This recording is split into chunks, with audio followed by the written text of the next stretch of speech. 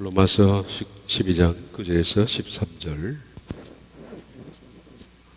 읽겠습니다. 사랑에는 거짓이 없나니 악을 미워하고 선에 속하라. 형제를 사랑하여 서로 우애하고 존경하기를 서로 먼저 하며 부지런하여 게으르지 말고 열심을 품고 주를 섬기라. 소망 중에 즐거워하며 환난 중에 참으며 기도에 항상 힘쓰며 성도들이 쓸 것을 공급하며 손대 접하기를 힘쓰라. 아멘.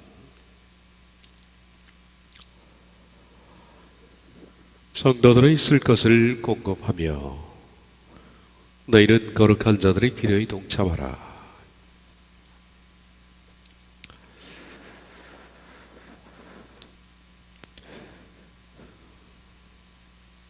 모든 교인들은 공동체 안에서 소속되어서 성장하고 본인뿐만 아니라 공동체를 함께 성장시켜야 합니다. 그리스도인이 된다는 것은 동시에 공동체의 소속이 되는 것이고, 그리고 공동체에 대한 의무감을 갖는 겁니다. 그렇게 되는 근본적인 이유는 사람은 누구든지 타인의 도움이 필요 없을 만큼 완벽한 사람이 없습니다. 다 도움을 받아서 성장하는 겁니다. 사람이라면 누구나 성품적 흠이 있고 결핍이 있습니다. 누구나 다 마찬가지입니다. 근데 타인에게서 성품적 흠이나 결핍이 발견되면 대다수의 사람들은 배타적이 됩니다. 다투거나, 그래서 상처를 입거나 업신여기거나 비난합니다.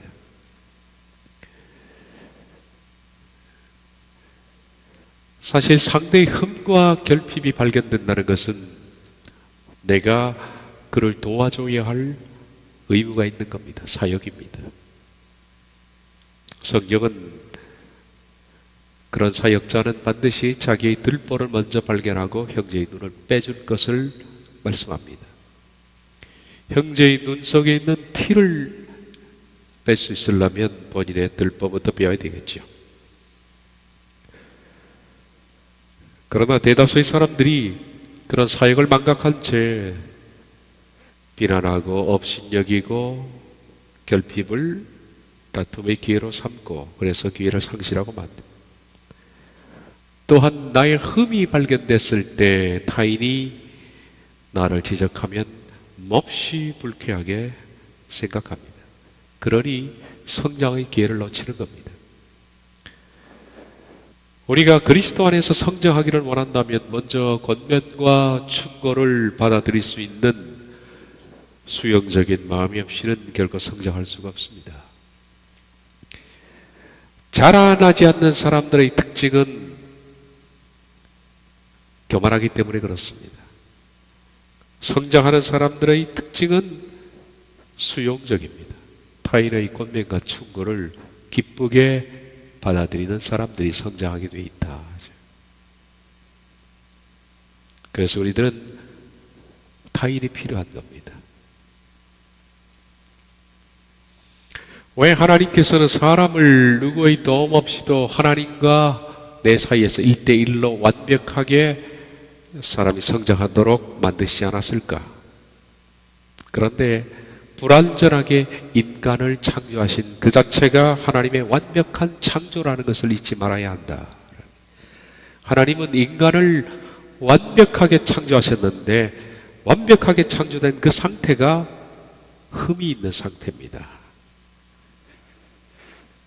창세기 2장 18절 20절 여호와 하나님이 이르시되 사람이 혼자 사는 것이 좋지 못하니 아니하니 내가 그를 위하여 덮는 배필을 지으리라 하시니라. 아담이 덮는 배필이 없으므로 좋지 아니하다. 그리고 덮는 배필이 없다. 결핍입니다. 하나님은 모든 창조물을 완벽하게 창조하셨습니다. 인간을 창조할 때도 하나님께서는 완벽하게 창조를 해냈는데 그 완벽한 창조된 인간은 좋지 아니하니라는 흠을 가지고 있는 상태. 그래서 누가 도와줘야 되는 상태. 이것이 완벽한 창조입니다. 종종 완벽주의를 추구하는 사람이 있습니다. 그건 참 못난 사람입니다. 결코 인간은 완벽하지 않습니다. 완벽주의를 추구하는 것은 병입니다. 좋지 아니하니 그것은 하나님께서 인간을 창조하신 후에 말씀하신 것과 정반대입니다. 인간을 창조하신 뒤에 하나님은 창세기 1장 31절에 하나님이 지으신 그 모든 것을 보시기에 심히 좋았더라. 심히 좋은 상태. 그러니까 심히 좋은 상태가 좋지 아니한 상태입니다. 보시기에 좋지 않은 상태예요. 이것이 하나님의 완벽한 창조라. 하나님 보시기에 심히 좋은 창조물은 자신 속에 뭔가 결핍이 있어서 도와줘야 될 만큼의 타인의 도움을 필요로 하는 상태예요. 이것이 완벽한 창조입니다. 그래서 공동체라는 것은 그래서 필요한 겁니다. 나의 부족한 점들 이런 것들을 타인을 통해서 깨우침을 받고 나도 그를 도와주고 하는 겁니다. 바로 그러한 기능이 완벽하게 작동하기 위해서는 사람은 교만한 마음을 버리고 수용적인 마음을 가져야 한다. 그래야 자라난다. 성도들이 쓸 것을 공급하며 너희는 거룩한 자들의 필요에 동참하라. 물론 여기서 필요라는 크레이아는 물질적인 필요입니다만은 그 이상의 것도 필요합니다. 정신적인 그리고 감정적인 영적인 모든 것들을 필요로 합니다. 그런 것에 동참해야 합니다. 교회는 물질적으로 결핍된 사람도 있고 감정적으로 결핍된 사람도 있고 영적으로 결핍된 사람들이 있습니다. 서로 도와야 합니다. 그것을 비난의 대상으로 삼으면 안 됩니다. 왜 저렇게 미숙해? 왜 저렇게 잘못해? 왜 저렇게 영적으로 어려? 그러는 순간에 당신은 자라나지를 못하는 겁니다. 언제 우리가 하나님을 믿자마자 어른으로 출발했습니까? 다행히로 출발했지. 그러니 왜 저 모양이야? 하는 것 말투를 버려야 한다. 다 누구나 결핍된 것이 있습니다. 상대의 결핍한 것을 서로 도와줘야 된다. 부부도 그렇지 않습니까? 돕는 배필을 지으리라 그랬는데 부부가 상대에게 바라는 생각을 가지고 있으면 바라는 배필상을 가지고 있으면 부부는 절대로 행복할 수 없습니다. 남편이 내게 뭔가를 해주기를 바라는 내게 물질적으로든 사랑으로든 내게 뭘 해주기를 바라는 왜 당신은 그것을 못해줘? 라고 바라는 배필입니다. 바라는 배필은 절대로 행복하지가 않습니다. 가정을 깨는 겁니다. 바람직한 배필은 하나님이 창조하신 것은 돕는 겁니다. 내가 뭘 도와줄까 저분에게. 저분의 어떤 부분을 내가 도와야 할까? 그게 바람직한 배필상이죠. 못난 배필들이 참 많이 있는 것 같습니다. 바로 그런 부분에 동참하라. 거의 노예요. 함께 나누라. 내게는 있는데 당신에게 없는 것을 함께 나누어주고 지적하고 야단치고 혼내고 그러지 말고 나누라. 도와주는 겁니다.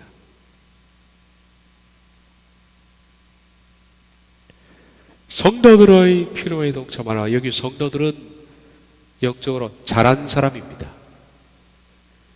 영적으로 자란 사람이 뭐가 필요할까? 그들에게는 물질적인 것이 필요할 겁니다. 왜냐하면 성도가 되는 것은 이 세상과 결별했던 많은 시간들이 있기 때문입니다. 성도가 되기 위해서 사람들은 좁은 길을 걷고 거룩한 길을 걷기 위해서 이 세상에서 정욕과 탐심을 거부하고 불이익을 버리고 불의한 재물과 소유욕을 버리면서 나그네 외국인으로 홀로 살아왔던 믿음의 성도들은 물질적으로 결핍할 수밖에 없습니다. 부할 수가 없습니다. 성도들도 영적인 것은 풍성하지만은 물질적으로 결핍입니다. 그런 것들을 서로 나눌 수 있어야 합니다. 바로 그런 성도들이 있기 때문에 공동체는 영과 삶이 많은 사람에게 도움을 받지 않습니까? 나보다 뛰어난 좁은 길을 먼저 간 선배가 없이는 우리가 어떻게 도움을 받겠습니까? 그런 사람들에게 힘이 감사를 해야 합니다. 고마워해야 합니다. 당신을 보면서 내가 자라나야 할, 그리고 길을 어느 방향으로 가야 할 표준을 배우게 되니까 당신을 통해서 말을 배우고 감정 처리를 배우고 삶을 살아가는 법을 배우고 경건을 배우니 얼마나 고마운 겁니까? 그런 분들을 존귀하게 여겨야 합니다. 공동체는 이런 일을 귀중히 여겨야 됩니다. 그러나 이들에게는 물질적으로 결핍될 수밖에 없다. 그래서 함께 나누라. 거인너네요. 네가 있는 것을, 그리고 그분이 있는 것을 네게 서로 쉐어링을 하면 서로 잘하게 되어 있는 겁니다. 오늘은 손 대접하기를 힘쓰라, 마지막 구절인데요. 13절까지 아마 읽었을 텐데 마지막 부분입니다. 손 대접하기를 힘쓰라, 이걸 보겠습니다.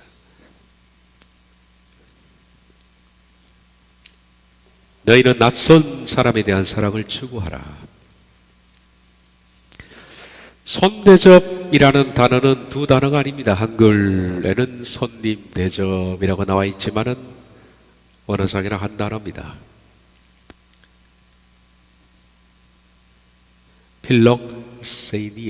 필록세니아라는 단어인데, 이 단어는 필로스라는 단어, 많이 들어봤죠. 형제 사랑이라는 단어와 그 세노스라는 객이나 나그네 혹은 이방인을 의미하는 단어가 합쳐진 겁니다. 그래서 객을 사랑하는 것, 지나가는 객을 형제처럼 사랑하는 것, 그것이 필록세니아입니다. 형제가 아닙니다. 그런데 지나가는 객을 형제처럼, 나그네를 형제처럼, 이방인도 마찬가지로 형제처럼 사랑하는 것이 여기서 말하는 손대접이라고 번역된 단어입니다. 나와 전혀 관련이 없고 우리 공동체 소속도 아니고, 물론 여기 필로스는 피를 나는 형제는 아닙니다. 같이 지내온 사람도 아닙니다. 지나가는 사람일 뿐입니다. 그런 객이요 나그네요 이방인입니다. 그런데도 그를 내가 공동체에서 오랫동안에 사랑해왔던 사람처럼 사랑해라. 필록세리아. 그를 형제처럼 사랑하라. 너희는 낯설은 사람에 대한 사랑을 추구하라. 이렇게 말씀합니다. 그런데 여기서 객이나 나그네나 이방인, 그 세노스라는 이 단어가 지금처럼 여행자들을 의미하는 것이 아닙니다. 지금은 우리가 여행하러 타지로 이렇게 가지. 제주도로 가든지 전라도로 가든지 생소한 곳으로 이렇게 여행하기 위해서 돈 쓰면서 다니는 그런 사람들을 요즘은 객이나 나그네, 손님 이렇게 부르지만은, 이 당시에는 이 크세노스라는 이 단어, 객, 나그네, 손님이라는 단어는 굉장히 어디가 쫓기고 있고, 그리고 경제적으로도 상당히 어려운 사람입니다. 이들이. 왜냐하면 당시 로마 제국은 식민지에 대한 막대한 세금을 부과했습니다. 세금을 낼 사람, 돈이 없는 사람들은 자신의 모든 재산, 토지까지도 몰수를 당했습니다. 그리고 세금을 추덕하다 보니까 이들이 재정적 압박을 피해서 그냥 도망자의 신세가 된 것이 그 당시에는 비일비재했다. 그러다 보니까 지나가는 수많은 객과 나그네 이런 사람들이 거의 다 대부분 이런 사람들입니다. 물론 누구의 심부름을 가는 사람도 있고 하지만은 그 당시에는 객과 나그네 이것이 오늘날 여행객들이 아닙니다. 왜냐하면 그 당시에는 치안 같은 것들이 굉장히 어려웠던 시대입니다. 약간 으슥한 곳에 가면 누가 나를 죽이고 내 가진 것을 빼앗을지 모르요. 그래서 홀로 걸어다니는 사람들은 거의 다 재산을 몰수당하고서 도피하는 도피자들 혹은 주인의 심부름으로서 억지로 강제적으로 심부름을 가는 사람들 대부분 이런 사람들이었습니다. 지금처럼 아주 프리한 여행자들이 아니었다. 재정적 파산으로 열악한 상황에 처한 사람들을 의미하는 말이 그 당시 크세노스, 이 객이나 나그네였습니다. 그래서 구약 성경을 보면 항상 객이라는 이 나그네 혹은 객이라는 이 단어와 함께 나오는 것이 고아와 과부, 거의 동격으로 쓰이고 있잖아요. 그만큼 불쌍한 대상입니다. 고아, 과부, 나그네. 하나님께서 항상 구약에서 이 셋을 그냥 세트처럼 언급을 하시는 바로 세 부류의 사람들의 동격입니다. 하나님은 바로 이런 이들, 비천한 사람들을 대접하라 라고 명하셨습니다. 이런 이들에 대해서 구약 성경에는 이렇게 언급하고 있죠. 레위기 19장 9에서 10절, 33, 34절을 봅니다. 너희는 너희의 땅에서 곡식을 거둘 때에 너는 밭모퉁이까지 다 거두지 말고 이 떨어진 이삭도 줍지 말며 내 포도원의 열매를 다 따지 말며 내 포도원에 떨어진 열매도 줍지 말고 가난한 사람과 거리를 위하여 버려두라. 나는 너희의 하나님 여호와니라. 가난한 사람과 이 거리민 주로 나그네 객들인데요. 이 사람들이 비천하기 때문에 도망자의 신세요. 먹을 것이 없는 사람들이기 때문에 네 밭을 지나갈 때 그들이 따서 먹을 수 있도록 밭 모퉁이는 추수하지 말고 그들을 위해서 내버려둬라. 네 것이 아니다 이것은. 포도도 그냥 땄다 하지 말고 속이 남겨둬라. 이들이 먹게끔.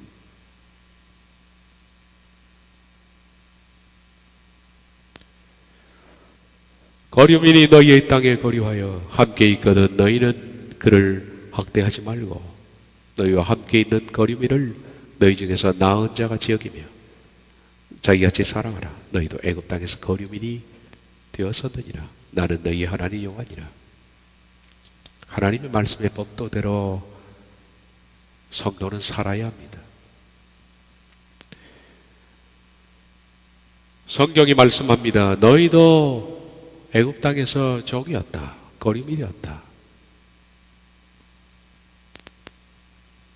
그러므로 다른 거류민에 대해서 그렇게 대우를 하라. 학대하지 마라.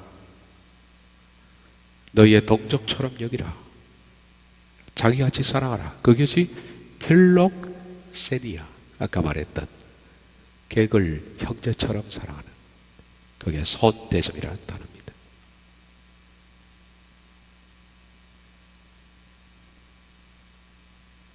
신명기 10장에도 12절부터 이렇게 나와 있죠. 이스라엘아, 네 하나님 여호와께서 네게 요구하는 것이 무엇이냐? 곧 네 하나님 여호와를 경외하며 그의 모든 도를 행하고 그를 사랑하며 마음을 다하고 뜻을 다하여 네 하나님 여호와를 섬기고 내가 오늘 내 행복을 위하여 네게 명하는 여호와의 명령과 규례를 지킬 것이 아니냐. 하나님께서 우리에게 요구하시는 것은 첫째 하나님을 사랑하는 겁니다. 그리고 두 번째는 사람을 특히 뒤에 나오는 객이나 고아나 과부를 사랑하는 겁니다. 그렇게 할 때 그를 성도라고 부르는 겁니다. 성도를.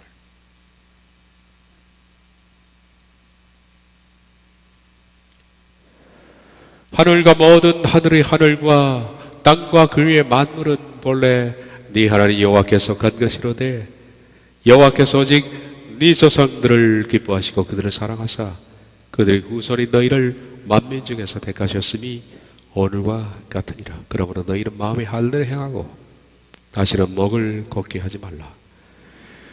너희 하나님 여호와는 신 가운데 신이시며 주 가운데 주시요 크고 능하시며 두려우신 하나님이시라. 사람을 외모로 보지 아니하시고 내모로 받지 아니하시고 고아와 과부를 위하여 정의를 행하시며 나그네를 사랑하여 그에게 떡과 옷을 주시나니 너희는 나그네를 사랑하라. 전에 너희도 애굽 땅에서 나그네 되었습니다. 이런 사람이 나그네들입니다. 정처 없이 떠돌아다니는 사람들, 도피자들, 그들 마음속에는 항상 외로움이 있고 불안함이 있고 언제 어떻게 그들을 잡아갈지 모르는, 오늘 밤 어디서 유숙할 곳이 없는 이런 사람들에게 강팍한 마음을 품는 것은 하나님의 격분을 일으키는 것입니다. 성도라면 마땅히 네 하나님을 마음과 뜻과 정성을 다해서 사랑할 것이며 하나님께서 긍휼히 여기는 사람을 긍휼히 여겨야 하는 겁니다. 고아와 과부, 나그네를 사랑하는 것. 종종 사람들은 내가 하나님 앞에만 신앙생활을 잘하면 됐지라는 엉터리 신앙을 신앙이라고 생각합니다. 그러나 신앙이라는 것은 하나님과 내 사이뿐만 아니라 나와 너의 관계를 다 포함하는 겁니다. 나와 너의 관계가 필요 없는 게 아닙니다. 하나님과 내 사이의 신앙은 나와 너 사이에서 증명이 되어야 합니다. 예수님께서 마태복음에서 그렇게 바리새인들에게 질타하신 내용이 뭡니까? 고르반 사상 아닙니까? 고르반 사상.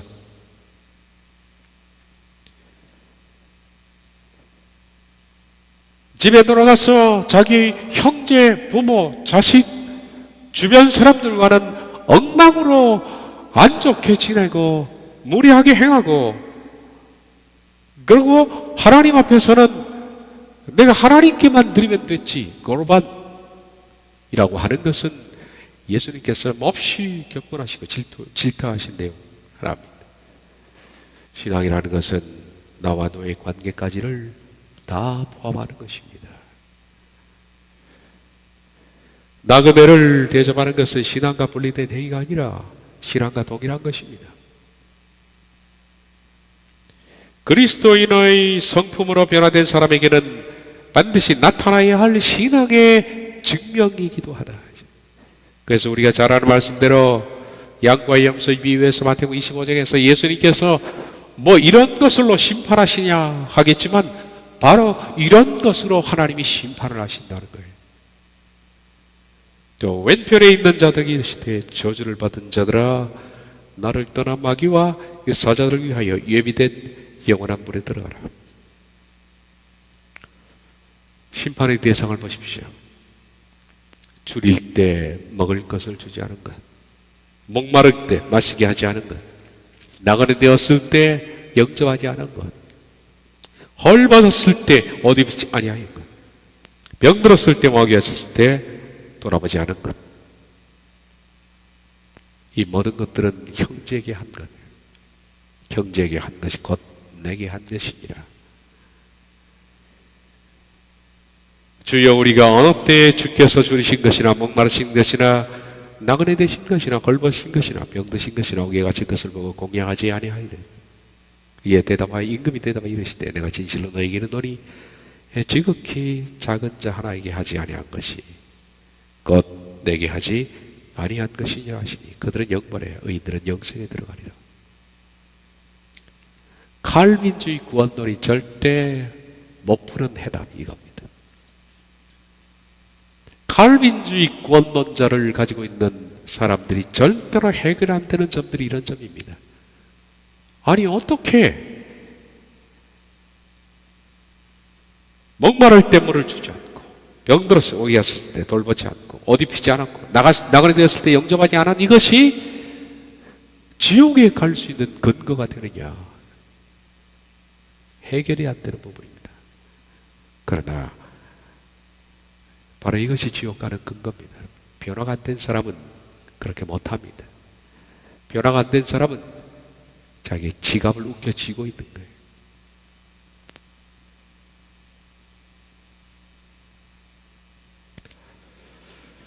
예수님께서도 역시 이 땅에 계실 동안에 그분은 머리 둘 것이 없는 객이었습니다. 예수님이 객이었어요.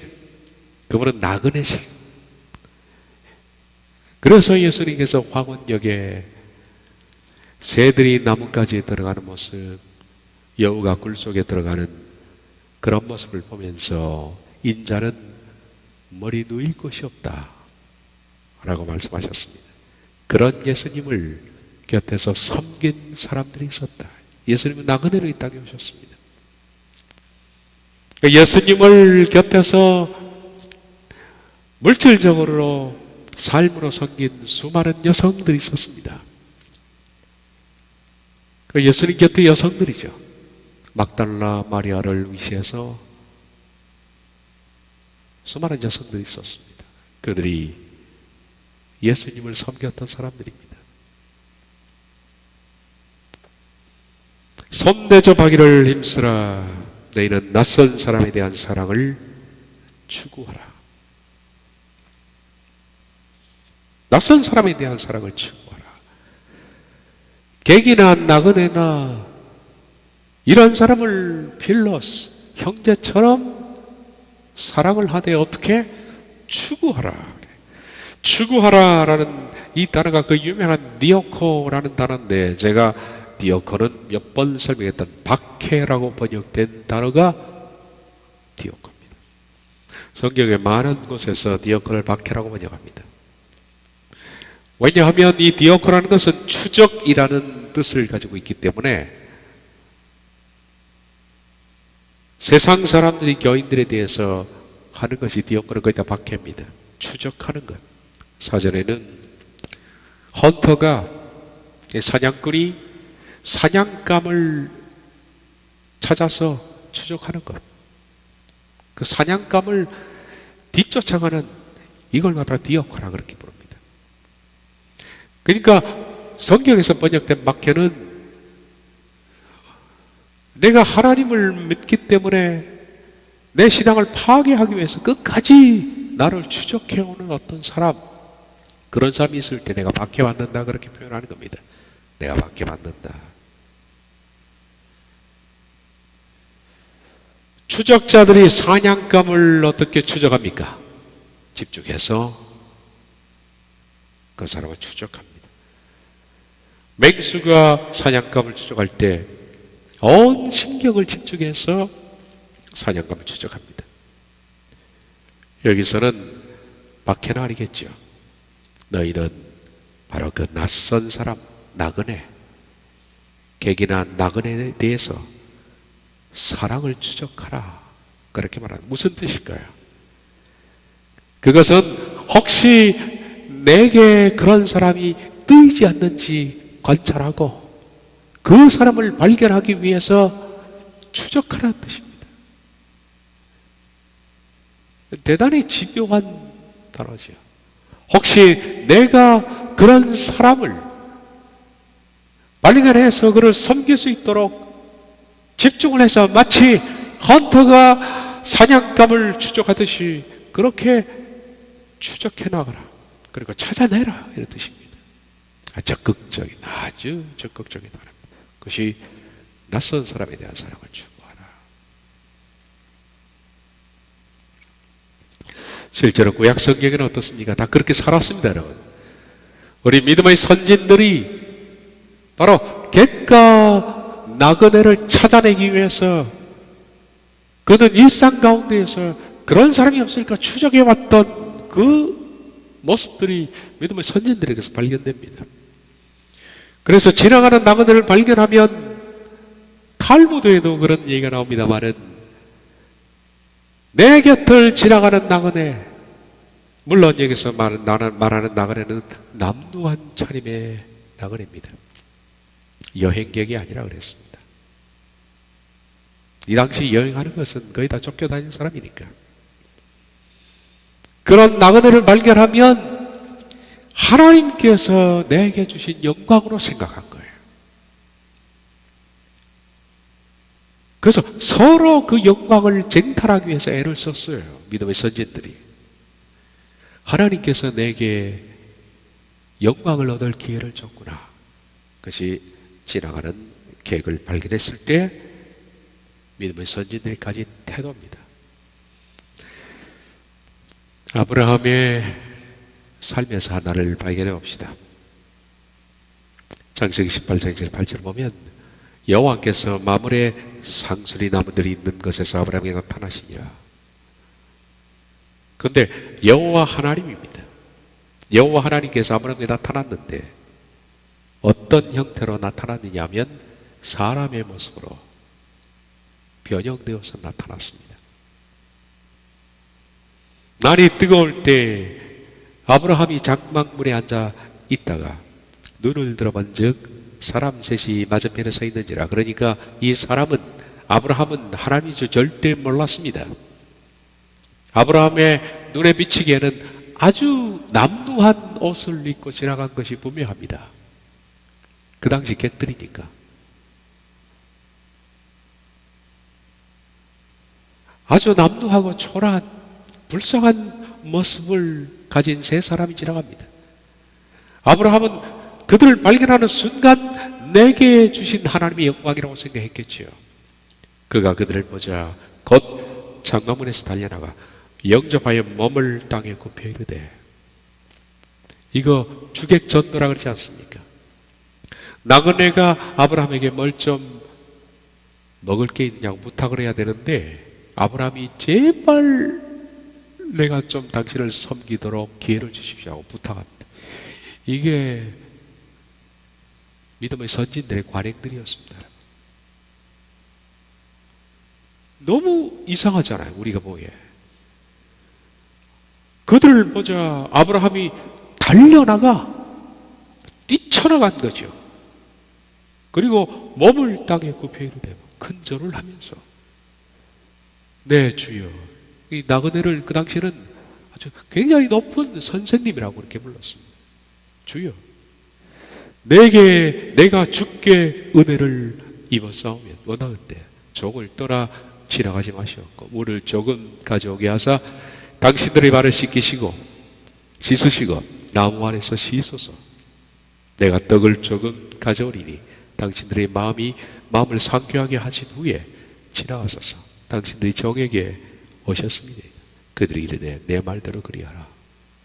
이건 반말로 이렇게 기록되어 있지만은 제가 좀 이따 표준 세번역으로 바르게 읽어드리겠습니다. 반대 아닙니까? 반대.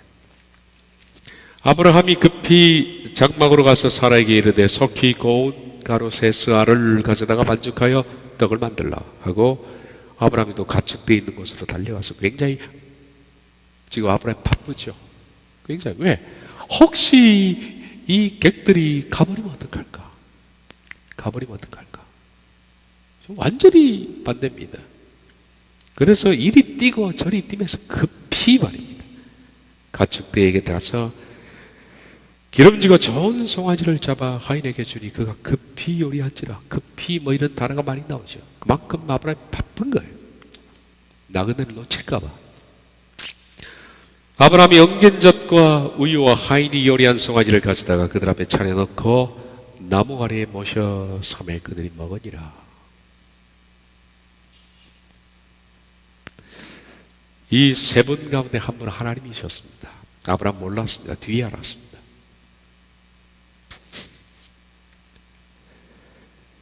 구약에 하나님께서 인간의 몸을 입고 나타나는 그걸 갖다가 안스로포모피즘이라고 그렇게 부릅니다. 안드로포스는 인간이 사람이라는 뜻입니다. 안드로포스.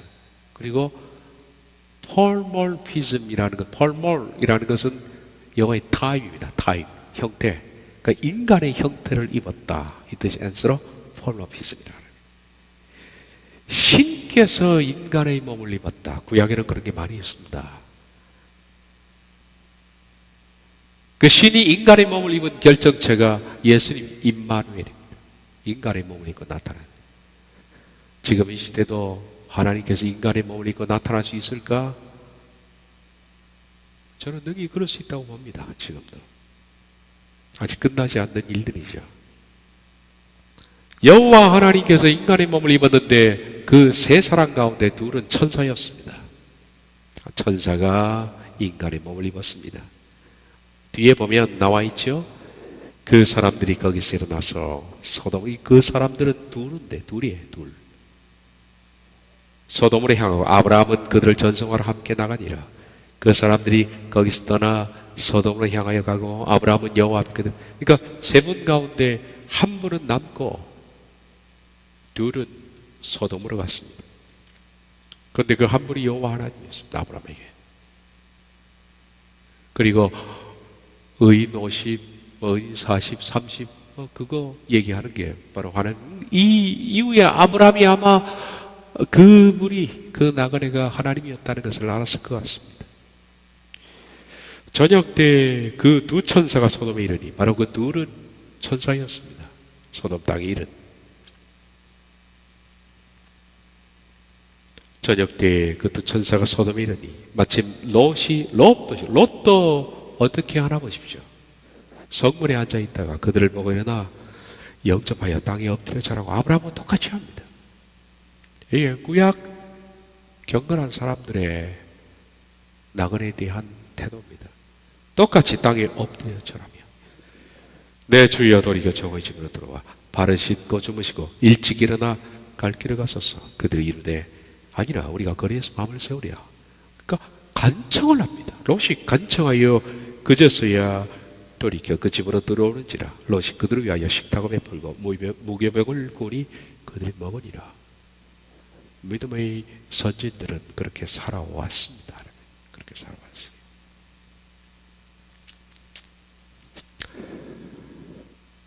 아브라함이나 롯은 그 나그네가 하나님과 천사들이었다는 사실을 물론 전혀 몰랐었죠. 나중에 알았습니다. 표준세번역으로 보면 그런 말들이 존대어로 어투가 잘 설명되어 있기 때문에 한번 읽어보도록 하겠습니다. 주께서 마므레의 상수리 나무 곁에서 아브라함에게 나타나셨다. 한창 더운 때낮에 아브라함은 자기 장막 어귀에 앉아 있었다. 아브라함이 고개를 들어보니 웬 사람 셋이 자기의 맞은 쪽에 서 있었다. 그는 그들을 보자 장막 어귀에서 달려나가서 그들을 맞이하여 땅에 엎드려 절을 하였다. 아브라함이 말하였다. 손님들께서 저를 좋게 보시면 이 종의 곁을 지나가지 마시길 바랍니다. 물을 좀 가져오라고 하셔서 발을 씻으시고 이 나무 아래에서 쉬기를 바랍니다. 손님들께서 잡수실 것을 제가 조금 가져오겠습니다. 이렇게 이 종에게 오셨으니 좀 잡수시고 기분이 상쾌해진 다음에 길을 떠나시기를 바랍니다. 그들이 대답하였다. 좋습니다. 정 그렇게 하라고 하시면 사양하지 않겠습니다. 아브라함이 장막 안으로 뛰어들어가서 사라에게 말하였다. 빨리 고운 밀가루 세 쌀을 가지고 와서 반죽을 하여 빵을 좀 구시오. 아브라함이 집 짐승대가 있는 데로 달려가서 기름진 좋은 송아지 한 마리를 끌어다가 하인에게 주니 하인이 재빨리 그것을 잡아서 요리하였다. 아브라함이 엉긴 젖과 우유와 하인이 만든 송아지 요리를 나그네들 앞에 차려놓았다. 그들이 나무 아래에서 먹는 동안에 아브라함 서서 시종을 들었다. 우린 정말 이 점을 좀 배워야 할 것 같습니다. 우리 모두가.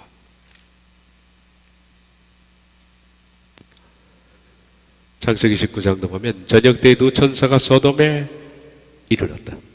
롯이 소돔성 어귀에 앉아 있다가 그들을 보고 일어나서 맞으며 얼굴을 땅에 대고 엎드려 청하였다.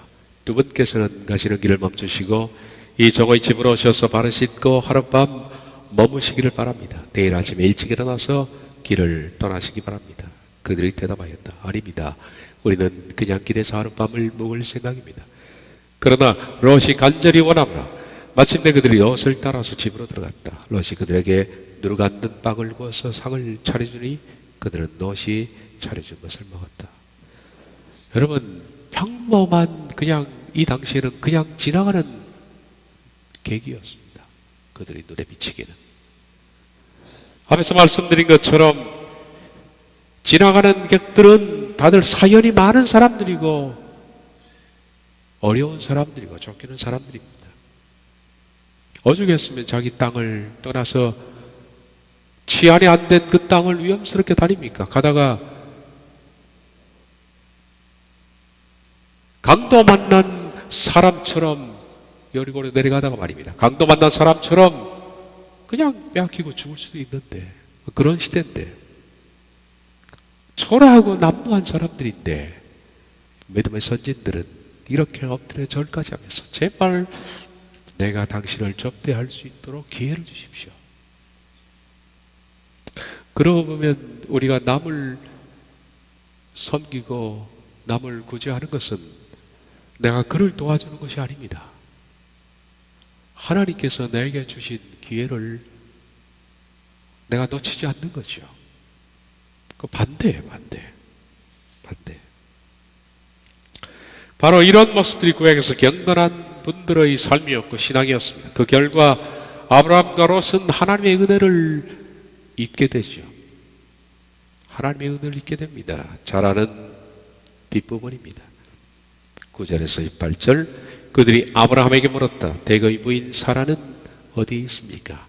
아브라함이 대답하였다. 장막 안에 있습니다. 여기서 그들은 천사들입니다. 두 천사가 아브라함에게 물은 겁니다. 그때 주께서 말씀하셨다. 그리고 대거의 부인 사라 어디 있습니까? 이건 천사들이 물은 질문이고 하나님께서 하신 말은 이렇게 뒤에 있습니다. 주께서 말씀하셨습니다. 다음에 이맘때 내가 반드시 너를 다시 찾아오겠다. 그때 너희 안에 사라에게 아들이 있을 것이다. 사라는 아브라함이 등지고 서 있는 장막 어귀에서 이 말을 들었다. 아브라함과 사라는 이미 나이가 많은 노인들이고 사라는 월경마저 그쳐서 아이를 낳을 나이가 지난 사람이다. 그러므로 사라는 나는 기력이 다 쇠진하였고 나이 남편 늙었는데 어찌 나에게 그런 즐거운 일이 있을까 하고 속으로 웃으며 중얼거린다. 그때 주께서 아브라함에게 말씀하셨다. 어찌하여 사라가 웃으며 이 늙은 나이에 내가 어찌 아들을 낳으리 하느냐. 아마 이런 와중에 아브라함이 알아차린 것 같아요. 아, 그분이 하나님이구나. 아브라함이 이때 아마 알아차린 게 아닌가 생각합니다. 왜냐하면 사라의 속마음을 읽어낸 나 주가 할 수 없는 일이 있느냐? 다음에 이맘때 내가 다시 너를 찾아오겠다. 그때 사라에게 아들이 있을 것이다. 사라는 두려워서 거짓말하였다. 저는 웃지 않았습니다. 주께서 말씀하셨다. 아니다, 너는 웃었다. 그래서 네가 아들을 낳으면 나는 웃었다라는 이름으로 이삭이라 줘라. 그래서 이삭이 나온 겁니다.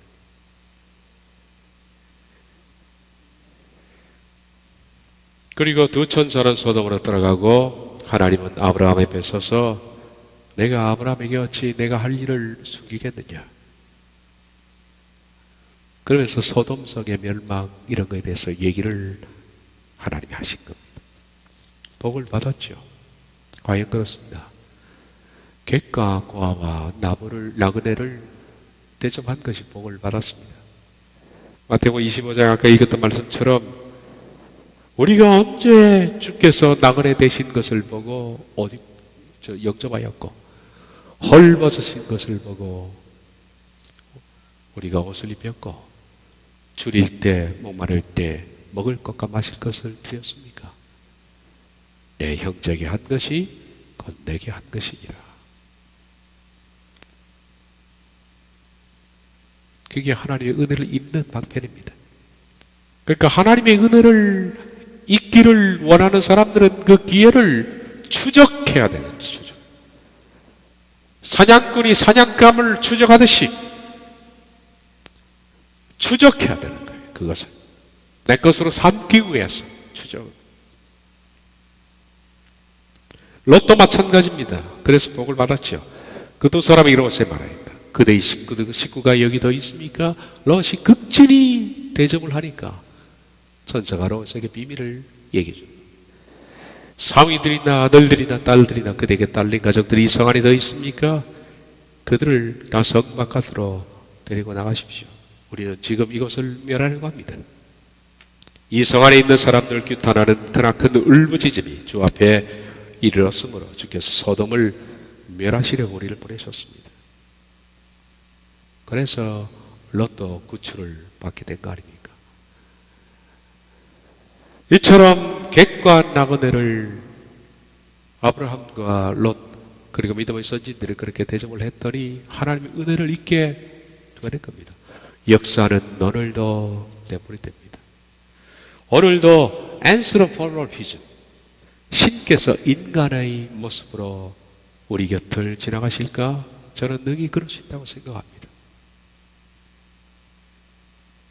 히브리서 기자는 이렇게 말하기 있기 때문입니다. 제가 말하는 근거는 히브리서는 신약입니다. 근데 신약을 쓴 히브리서 기자가 이렇게 말합니다. 손님 대접하기를 잊지 말라.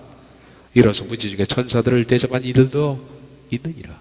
아브라함도 그랬거니와 믿음의 선진들 가운데 손님을 대접했는데 그 손님이 천사였던 경우, 심지어 하나님이었던 경우, 이런 구약적 경우를 언급하면서 히브리서 신약 기자가 이렇게 말합니다. 오늘날도 구약처럼 같은 케이스가 있으니 손님 대접하기를 잊지 마라. 이렇게 말합니다. 그러다가 부지 중에 우리가 하나님을 대접할 수도 있는 겁니다. 믿음의 사람들은 그렇습니다. 손 대접하기를 힘쓰라. 너희는 낯선 사람에 대한 사랑을 띄었고 추적하라. 마치 사냥감을 추적하는 사냥꾼처럼 그리스도의 공동체는 내 곁을 지나가는 나그네 대접의 기회를 추적해야 됩니다. 우린 그분을 대접하는 것이 아니라 하나님의 사랑을 받는 거예요. 내가 그분을 섬기는 것이 아니라 내가 기회를 잡는 겁니다. 은혜 입을 기회를. 기도하겠습니다.